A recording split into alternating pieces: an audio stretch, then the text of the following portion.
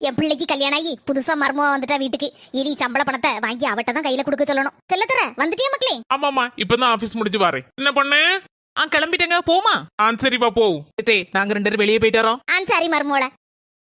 நானே சொல்லணும்னு நினைச்சேன். அவனே அவன் பொண்டாட்டிட்டு சம்பள பணத்தை கொடுத்துட்டான் போல இருக்கு.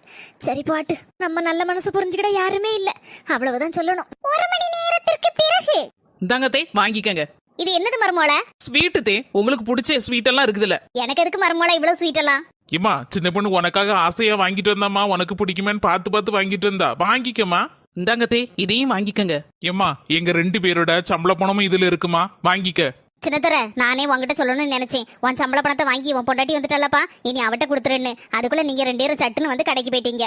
முத என் சம்பள பணத்தை உங்ககிட்ட கொடுக்கேன். அதை வெறுமனையா கொடுக்க முடியாதுல, அதனாலதான் ஸ்வீட்ஸ் வாங்குறதுக்காக கடைக்கு போன 2 பேரும். நான் தான் தப்பா புரிஞ்சுக்கிட்டேன். மருமோள, இனி நீ வந்துட்ட. நீனே குடும்பத்தை பாத்துக்க மருமோள, நீனே சம்பள பணத்தை வச்சுக்க.